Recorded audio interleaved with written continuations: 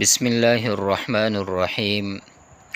الحمد لله رب العالمين والعاقبة للمتقين والصلاة والسلام على سيد المرسلين محمد وعلى آله وأصحابه أجمعين. باب في التقوى. شپږم باب د تقوا په بیان کې دی. تقوا چې دی دا لوی مرتبه لري او انسان ته پکار ده چې هر وخت کې تقوا اختیار کړي، نو دنیا او آخرت کامیابی د انسان په دې کې ده. نو امام نووي رحم الله عدد مبارک دا دی چې په ابتدا کې دا باب موافقت سره یو څو آیتونه وروړي او بیا یو څو حدیث. نو مکه طریقه کاری دی. نو اول آیات په دې باب کې قال الله تعالی، الله رب العزت ارشاد دی، یا ایها الذین آمنوا اتقوا الله حق تقاته. ای کسانو چې ایمان مو راوړی ویریږئ د الله نه، یعنی په حق یری سره. په دې آیت مبارک کې مؤمنانو ته خطاب دی چې تقوا اختیار کړي. تقوا په لغت کې پچ کېدو ته وایي او تقوا ډېرې درجې دي.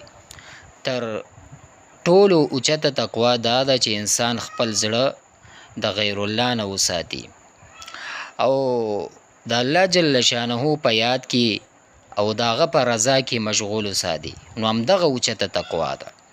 په دې آیت کې ورته اشاره شوې د حق تقاته، یعنی د تقوا هغه درجه حاصله کړه چې حق درجه داغې ده. نو د دې آیت په تفسیر کې عبدالله بن مسعود رضی الله عنه، قتاده رحمه الله، حسن بصری رحمه الله وغیره نه چې کم اقوال منقول دي مرفوعا په خپله د حضور نبی اکرم صلی الله علیه وسلم نه نقل دي. هغوی فرمایي چې حق تقوا دا ده چې په هر کار کې د الله جل شانه اطاعت وکړي او هیڅ کله د هغه نافرمانی ونه شي، نو هغه همیشه یاد کړل شي، نو هیڅ کله به درنه هیر نشي. او دغه مضمون چې د نورو مفسرینو په داسې انداز کې بیان کړي چې حق تقوا دا ده چې الله جل شانه په معامله کې د چا ملامتیا د بد و رد ویلو پروا ونه کړي شي، چې څومره تا ته یره وي په انصاف د فیصله وکړي شي. اگر چې په انصاف کولو باندې تا ته نقصان رسیږي، والدین، ښځه، خپل خپلوانو ته، نو بیا هم په حق باندې فیصله وکړي شي. نو حق تقاته یعنی حق تقوا تر هغه پورې نه حاصلېږي چې خپله ژبه په قابو کې ونه ساتي، یا نور مفسرینو دا معنا کړې ده. بهرحال اوس بل آیت مبارک په دې باب کې وقال تعالی فاتقوا الله ما استطعتم. نو الله جل شانه دلته فرمایي چې فاتقوا الله ما استطعتم، الله جل شانه نه ویریږئ چې څومره ستاسو وس او طاقت وي. وهذه الآیة مبینة للمراد من الاولى، دا آیتونه د مخکینی آیتونه مراد واضح کوي. فاتقوا پدې کې دا فا چې دا سببیه ده، هغه دا چې د ایمان ذریعه او سبب څه شی د تقوا ده. مطلب دا چې باید انسان په تقوا حاصلولو کې پورا حصه او طاقت مصرف کی. علامه علوسی بغدادي رحمه الله فرمایي چې کله دا آیت نازل شو چې اتقوا الله حق تقاته، په صحابه کرامو باندې دا خبر ډیره ګرانه تمامه شوه. وجه دا و چې د چا دومره طاقت شته چې الله جل شانه هغه حق ویره اختیار کړي. نو په دې آیت باندې بل آیت نازل شو چې فاتقوا الله ما استطعتم، تر خپل وس او طاقت پورې د الله جل شانه نه ویریږي. نو الله جل شانه انسان په خپل وس او طاقت باندې مکلف کړی دی، دین زیات مکلف نه دی. لا یکلف الله نفسا الا وسعها، الله جل شانه نه دی مکلف کړی هیڅ نفس مگر په اندازه او طاقت داغه. نو اوس فاتقوا الله ما استطعتم دا په حقیقت کې د آیت تفسیر دی چې حق تقاته، مطلب دا چې د ګناهونو نه ځان وساتئ تر خپل وسه پورې، په دې سره به په حق تقوا حاصل شي. بل آیت په دې باب کې وقال تعالی الله جل شانه فرمایي چې یا ایها الذین آمنوا اتقوا الله وقولوا قولا سدیدا. ای مؤمنانو الله جل شانه نه ویریږه او رښتیا خبره وایي. وقولوا قولا سدیدا، رښتیا خبره وایي. والآیات فی الامر بالتقوى کثیرة معلومة، او د تقوا په باره کې آیتونه ډیر زیات معلوم دي. قولا سدیدا مفسرین کرام چې دي د دې ګڼ شمیر تفسیرونه کړي دي او هغې نه منقول دي. عبدالله ابن عباس رضی الله عنهما فرمایي چې د دې معنا د صحیح خبره کول، قولا سدیدا صحیح خبره کول. او قتاده رضی الله عنه فرمایي د دې معنا د انصاف خبره کول. حسن بصری رحم الله فرمایي چې رښتونی خبرې ته وایي. او نور مفسرین وایي چې سیده او نیغه خبره کول، او نور یعنی ځینې وایي چې حق ته د رسیدو خبره کول. لفظ د سدیدا دغه ټولو معناګانو ته شاملېدی شي. او بل وقال تعالی الله جل شانه فرمایي ومن یتق الله یجعل له مخرجا ويرزقه من حيث لا يحتسب. څوک چې د الله جل شانه نه یریږي، ومن یتق الله، څوک چې د الله جل شانه نه یریږي، یجعل له مخرجا، نو الله جل شانه به هغه ته لارې خلاصې کړي.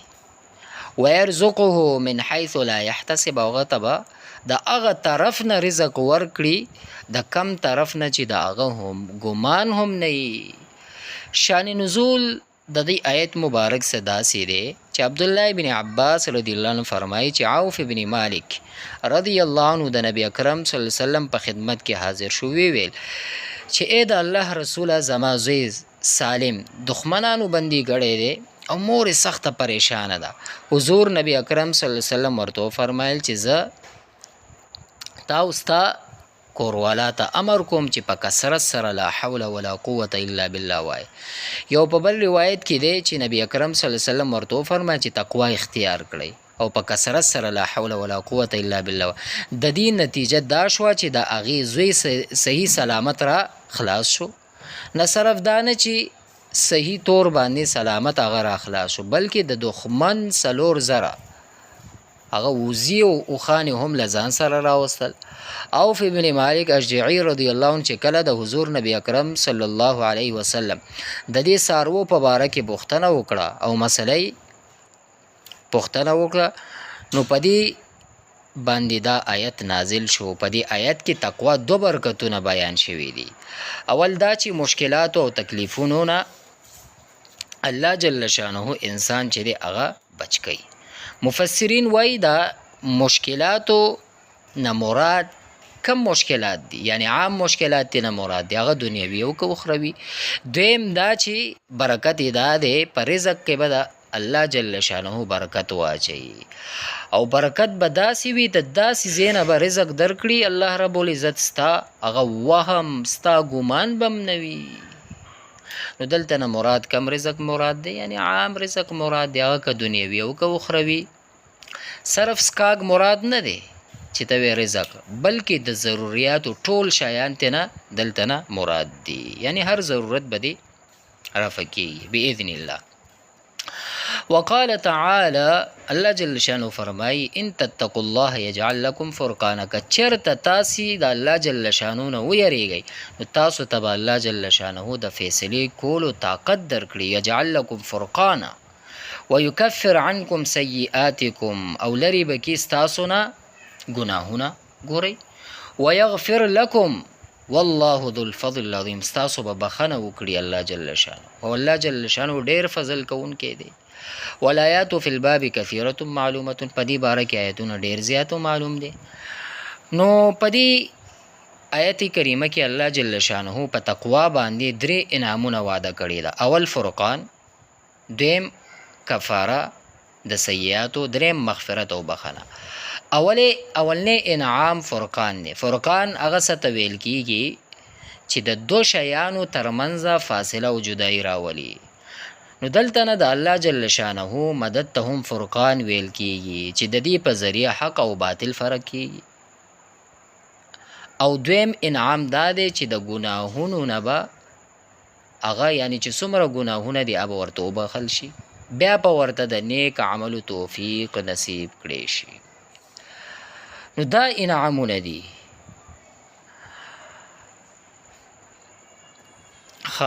مخکې اوس حدیث شریف راځي. واما الاحاديث فالاول عن ابي هريره رضی الله عنه، سیدنا ابو هريره رضی الله عنه روایت ده، فرمای قیل یا رسول الله من اکرم الناس، یو کس پوښتنه وکړه چې اې د الله رسوله کم کس ډیر زیات عزتمند دی په خلکو کې؟ من اکرم الناس؟ قال اتقاهم، نبی اکرم صلی الله علیه وسلم ورته فرمایي چې تقوادار سړی زیات عزتمند دی. فقالوا ليس عن هذا نسألك، هغه کس ویلی چې دې باره کې پوښتنه نه کوم. قال حضور نبی کریم صلی الله علیه وسلم فرمایل فیوسف نبی الله ابن نبی الله ابن خلیل الله. خنو بیا یوسف علیه السلام په باره کې پوښتنه کوي چې هغه زوی د نبی دی او هغه زوی د نبی دی او هغه زوی د خلیل الله دی. قالوا ليس عن هذا نسألك، هغه کس ورته چې دې باره کې هم پوښتنه نه کوم. قال حضور نبی اکرم صلی الله علیه وسلم ورته فرمایي چې فعن معادن العرب تسألونني، ورته فرمایي خنو د عربو قبیلو په باره کې رانه پوښتنه کې. خيارهم فی الجاهلیت خيارهم فی الاسلام، په دوی کې چې کم کس په جاهلیت کې پوی او غوره وي او په اسلام کې هم پوی او غوره دی. اذا فقهو، چې کله هغه کې پوها او فقاهت پروت وي. متفق علیه حدیث دی. وفقه بضم القاف على المشهور وحكي كسرها اي علموا احكام الشرع، ودا لفظ دا فقه بضم دا قاف سي، فقه بضم دا قاف دا مشهور دی. دا وی مشهور دی. وی روایت کې دی چې ځینې په کسره سره هم نقل کوي. وحکیه کسرها فقیهو کنه ای علمو احکام شرع، معنی دا ده چې کله پوی وي په شریعت په احکامو باندې. ګورې دلته بیان که د انسان شرافت په خاندانی شرافت پورې نه دی بلکې دینی علم دی. صحابه کرامو پوښتنه وکړه چې شریف انسان څوک دی؟ نبی اکرم صلی الله علیه وسلم په جواب کې وفرمایل چې څوک متقی او پرهیزګار وي، لکه په قرآن کریم کې راځي ان اکرمکم عند الله اتقاکم، په تاسو ټولو کې د الله جل شانه ته زیات خوښ انسان هغه دی چې تقوادار وي. نبی اکرم صلی الله علیه وسلم وفرمایل چې جاهلیت په زمانه کې به خلکو په خاندانی شرافت او عزت باندې افتخار او فخر کولو. په دې وجه په شرافت او عزت اسلام په نظر کې هغه چاته حاصل دی چې تقوادار وي، او نه هغه ته شرافت او عزت چې خاندانی شریف وي او نه دا چې دولتمند وي.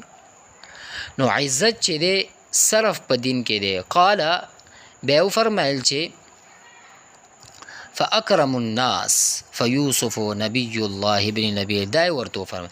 صحابه کرامو رضوان الله علیهم اجمعین په سوال کې نسبی شرافت ته اشاره وا، ځکه نبی اکرم صلی الله علیه وسلم ورته فرمایل چې په انسانانو کې تر ټولو زیات شریف انسان یوسف علیه السلام دی چې پیغمبر زوی دی. پلار یعقوب علیه السلام هغه هم پیغمبر زوی دی. اسحاق علیه السلام نوم دی، هغه هم د پیغمبر زوی دی چې ابراهیم خلیل الله دی. صحابه کرامو په دریم ځل بیا خپل پوښتنه تکرار کړه چې نبی اکرم صلی الله علیه وسلم په دریم ځل وفرمایل چې فی معادن العرب تسألونني. په دې جملې سره تعین وکړو چې د کمو خلکو ذاتی شخصیت جاهلیت په زمانه کې داسې امتیازي او خصوصي شان لرلو چې باغې سره به په ټول معاشره کې معزز شمار کېدل. که داسې خلک اسلام قبول کړي نو اوس به هغوی معزز او مکرم کیدی شي، خو شرط څه دی؟ خو اوس به صرف دومره فرق وي چې جاهلیت په زمانه کې دوی خپل طاقت خپل ځان او خاندان لپاره استعمالولو، خو کله په اسلام مشرف شول او دین زده کړو اوس په دې صلاحیتونه ټول اسلام لپاره استعمالیږي. نو انسانی شرافت په خاندانی شرافت پورې نه دی بلکې دینی علم دی. عزت چې دی صرف په دین کې دی. الثاني عن ابي سعيد الخدري رضي الله عنه ابو سعید خدری رضی الله عنه نه روایت دی، هغه فرمایي چې رسول الله صلی الله علیه وسلم فرمایلی دي ان الدنيا حلوه حضره، دنیا خوږه ده او شنه ده، وان الله مستخلفكم فيها فينظر كيف تعملون، او الله جل شانو تاسو دلته خلیفګان جوړ کړی یي. څه شی یي په دې دنیا کې چې دی الله رب العزت تاسو څه شی جوړ کړی یي؟ خلیفګان جوړ کړی یي. فيها فينظر كيف تعملون، نو الله جل شانو ګوري چې تاسو څه قسم عمل کوئ. فاتقوا الدنيا واتقوا النساء، نو د دنیا نه ځان بچ کړئ او د ښځو نه هم ځان بچ کړئ. فإن أول فتنة بني اسرائیل كانت في النساء، ځکه چې اولنې فتنه په بني اسرائیلو کې د ښځو وه. نو دلته رالو حلوة، حلوه مطلب خوږ، دنیا خوږه ده. حضرة تکشین، نو فتنه مطلب امتحان ازمیخ. نو ان الدنیا حلوه حضره، دنیا ډیره خوږه او شنه ده، لکه څنګه چې تازه میوه چې وي په خوند کې خوږه او په نظر کې هم خوږه ښکاره شي او زړونه ورباندې چې دی دوکه کیږي. دغه حال د دنیا او د مال او اسباب هم دی، لکه څنګه چې تازه میوه یو څه وخت وروسته چې دی دغه خرابېږي، دغه شان دنیا حال هم دی. نن خو ډیره تازه او خوږه معلومیږي، خو دومره ده ډیر ژر به د خوند او مزه ختمیږي. نو د دنیا مثال داسې دی. وی فرمایل چې فتقوا الدنیا، د دنیا نه ځان وساتئ، تقوا او پرهیزګاري نه لرې کوونکی شی دا دنیا سره مینه ده. یعنی مال وګټئ خو مینه ورسره مه کوئ، ځکه چې مینه پیدا شي نو بیا به میم زورما ټول زما، یعنی ټول حقوقونه به وی خلکو ته به حق نه ورکي، بل چا حق به خوري. نو نبی کریم صلی الله علیه وسلم ارشاد دی چې لکل امة فتنة وفتنة امتی مال، یعنی هر امت چې دی هغې دپاره یو فتنه ده، زما امت دپاره فتنه دا مال. یو بل روایت کې راځي رسول الله مبارک صلی الله علیه وسلم فرمایي چې فوالله لا اخشى علیکم الفقر ولکن اخشى علیکم، یعنی فرمایي چې زه په دې فقر باندې نه یریږم په ستاسو باندې، یعنی فرمایي چې په خدای قسم چې زه به تاسو د غریبي او فقر له وجې نه یریږم، لیکن زه چې په تاسو باندې یریږم هغه صرف دا خبره چې هسې نه د دنیا دروازې در باندې خلاص شي او مالداره شي، لکه ستاسو مخکې چې خلکو باندې فراخي شوي و، هغه فراخي راغلی وه، بیا تاسو د یو بل د دنیا په حرص او لالچ کې وړاندې کیږئ او په دنیا او په مینه او محبت کې داسې بندیان شي لکه څنګه چې ستاسو نه مخکې خلک پکې راګیر شوي وو. نو په دې وجه تاسو داسې هلاک شئ لکه څنګه چې هغوی هلاک شوي وو. نو دلته وفرمایل چې فتقوا الدنیا، او دویم وفرمایل چې فتقوا النساء، د ښځو نه هم ځان بچ کړئ، د ښځو سره مینه محبت دا هم د تقوا دا لپاره تباهي ده. کله کله دا مینه او محبت د قومونو تباهي ذریعه جوړیږي. نو بهرحال وفرمایل چې فإن اوله فتنه د بني اسرائیل كانت في النساء، ځکه چې اوله فتنه په بني اسرائیلو کې هغه فتنه ده زنانو وه. یعنی مینه محبت کوئ د زنانو سره، د خپل کوروالا سره کوئ، مور سره کوئ، خویندو سره کوئ، ترورو سره کوئ، او دین علاوه مه کوئ. الثالث دریم نمبر عن ابن مسعود ان النبي صلی الله علیه وسلم كان يقول، ابن مسعود رضی الله عنه روایت دی، هغه فرمایي چې رسول الله صلی الله علیه وسلم بفرمایل، یعنی اکثره به دا دعا کوله، اللهم انی اسألک الهدى، ای الله زستانه د هدایت سوال کوم، والتقا او د تقواداری، والعفاف او د پاک دامنی، والغنا او د خلکو نه د بې پروایي. نو په دې کې دعا د څلور شیان سوال شوی دی، د څلور شیان وضاحت یعنی مختصر په زه تاسو ته ویم. اول نمبر هدا، دا هدایت دعا چې دی هر مسلمان په 15 وخت په مانځي کوي، اهدنا الصراط المستقیم، الله مونږ ته سمه لار وښایه. او بیا تقوا د ټولو کارونو بنیاد دی، دا یو جامع لفظ دی، په دې کې ټول اسلامي تعلیمات راځي. نو د دې خلاصه دا ده چې انسان باید د ټولو د هغه کارونو نه منع شي چې الله رب العزت منع کړي دي، او د ټول هغه باندې عملو کې چې کوم باندې عمل شوی دی، نو تقوا. بیا دریم خبره پکې رااله والعفاف پاک دامني، یعنی د دې مطلب دا دی چې انسان باید ټولو بدو عملو بدو اخلاقو نه ځان وساتي، خصوصا د چانه سوال په باره کې خو باید بالکل ځان بچ کړي چې چانه سوال کوي.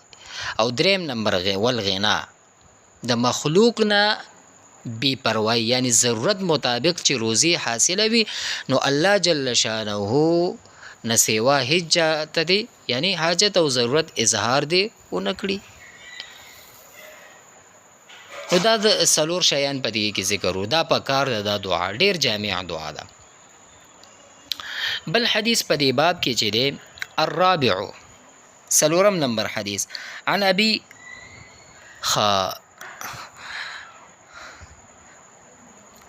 عن أبي طريف عدي بن حاتم الطائي رضي الله عنه قال سمعت رسول الله صلى الله عليه وسلم يقول، یعنی عدی ابن حاتم طایی رضی الله عنه نه روایت دی، هغه فرمایي چې رسول الله صلی الله علیه وسلم نه می اوریدلی، هغه فرمایل من حلف علی یمین، چا چې په یو خبره قسم وکړو ثم رأى اتقى لله منها، او بیا ورته بل خبره یعنی بل خبره د الله جل شانو پنیز هغه ته خخ کار شو، نو فلیات التقوا، نو هغه خبره دی وکړي یعنی قسم دی مات کړي او داغه کفاره دی ورکړي، او بهتر کار او دغه بهتر کار دی نه پرېږدي. یعنی دلته فرمای چې من حلف علی یمین ثم را، یعنی کپتاسو کې کم کس قسم وخورو، یعنی هغه قسم داسې وخوړو او بیا ورته دینه علاوه بل شی په نظر خراشي، نو باید هغه کار وکړي چې کم ورته پنیز یعنی د په نظر خرازي. نو په دې خبره چې د فقهاو کرامو اتفاق کړي چې اطاعت باندې قسم پوره کول پکار دی او په معصیت باندې قسم پوره کول دا ناجایز دی، ځکه دا ګناه ده. لکه په پلی روایت کې راځي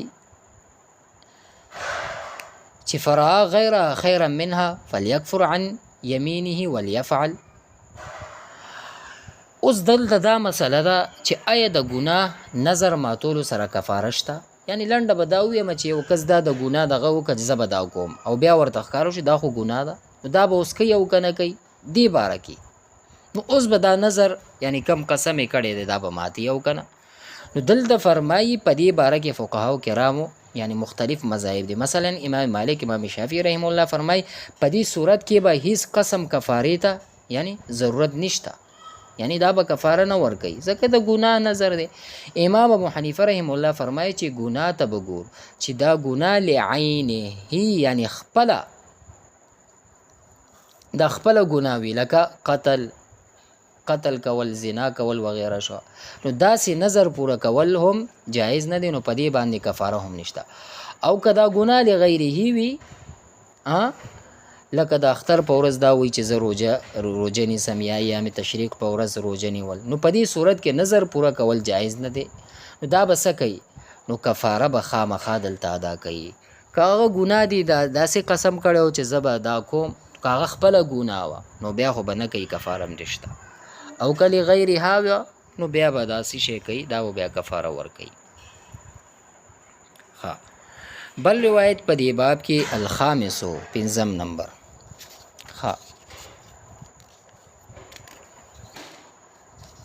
څه شو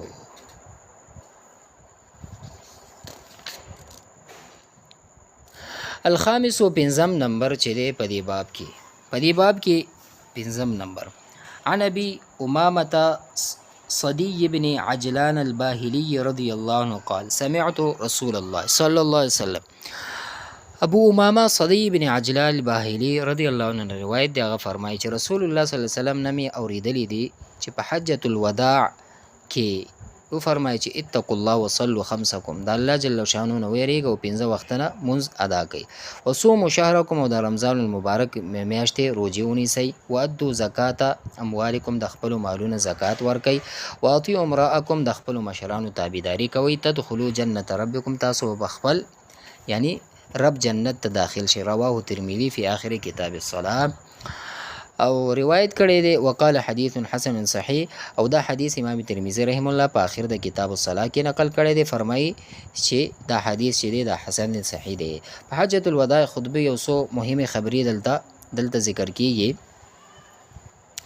چې وداع چې دی اصل کې معنا د رخصت کول نو د دې حج نه وروسته نبی اکرم صلی الله علیه وسلم هم د دې فانی دنیا نه رخصت شوی نو